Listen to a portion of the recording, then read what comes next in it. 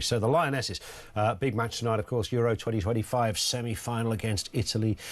They won't be taking the knee ahead of this match tonight. England boss Sarina Wiegman says the anti-racism gesture no longer carries the same weight. Let's have a listen to what she had to say about its fading impact. There was also a conversation, taking the knee. So that's not enough, and we've done that for a while, and the impact. So it seems that the impact is not good enough. It's not as big as we think, and when this kind of form of this racism, we felt that we had to do something else or something different. So that's why we're not taking the knee. There it is. So, is this finally the end of the virtue signalling display, as it's known by many? Let's talk to Henry Winter, sports journalist, host of the Winter View podcast. Afternoon to you, Henry. Hi Ian, how you doing? Very good, nice to have you with us. And it always seemed a bit bonkers to me because we weren't really talking about racism inside the stadium, and there is some of that sadly, but broadly speaking, this seems to me that racism around sport, and particularly football, is mostly something that's happening online, on social media, Twitter in particular.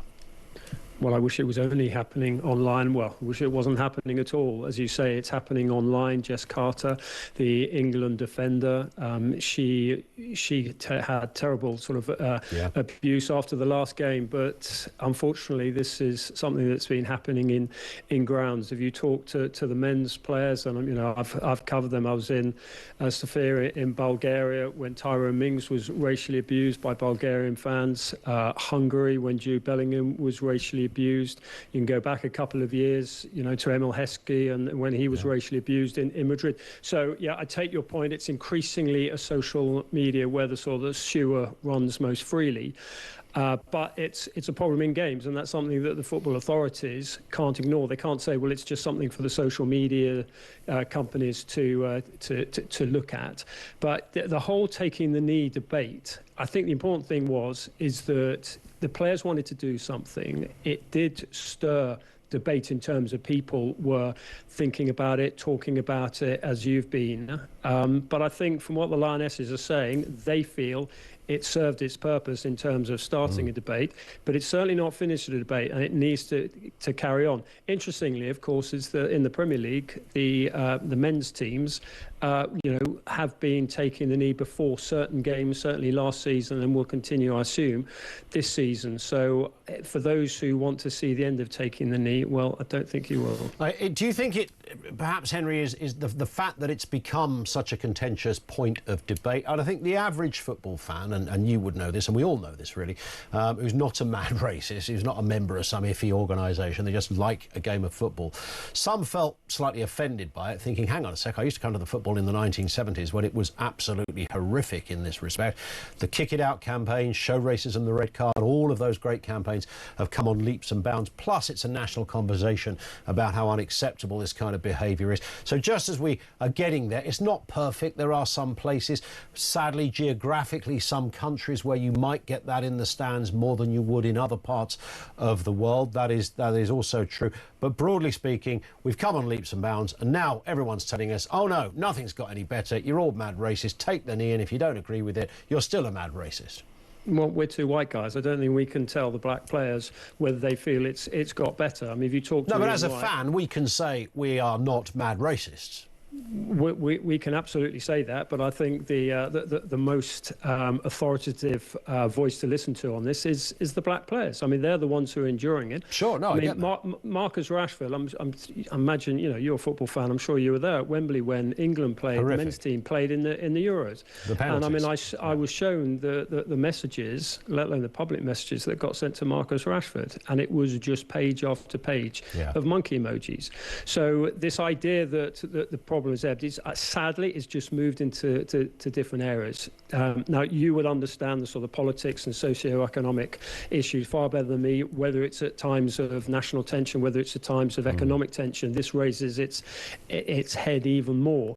But I think we have to listen to the players, and I think the tech companies and the football authorities And also, you know, there is an Online Safety Act, which I think came in 2 years ago, or certainly a year ago, and that should clamp down more on this. Yeah. But it's still there. It's still a problem. I agree. What I was wondering there, Henry, was that the words of Serena, the England manager, when she was talking about that, you know, it doesn't carry the same weight. I wonder if it's because of the fact that, you know, lots of fans were thinking, hang on, you know, we appear to have gone back years on what we'd all agreed was a far better terrain than it was. Yes, social media has inflamed it out of recognition, but like any forms of criminality, social media is the den of iniquity. It's full of horrendous, awful things about all sorts of things. And I agree with you, social media companies who apparently have the magic to make algorithms do all manner of things apart from get rid of horrendous racist tripe. They don't seem to be able to do that for some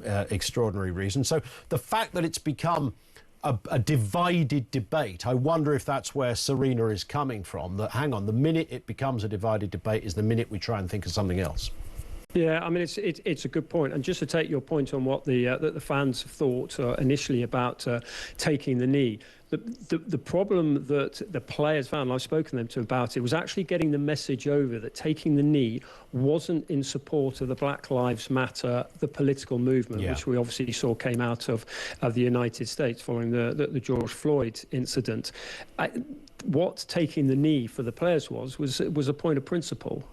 And, you know, it's BLM, but lowercase BLM, if you the nuance. So I think that was the problem there. For a lot of people, they would see taking the knee, oh, this means defunding the police. And I think that's why, to take your point, there was an element of the public going, we don't really warm to this. Yes. But, you know, there is still a problem in racism in society. There's still, as you rightly say, it's now manifesting itself online more than in stadium. Because in stadiums, you go to grounds, they've got CCTV, you've got fans with iPhones, people will get caught out.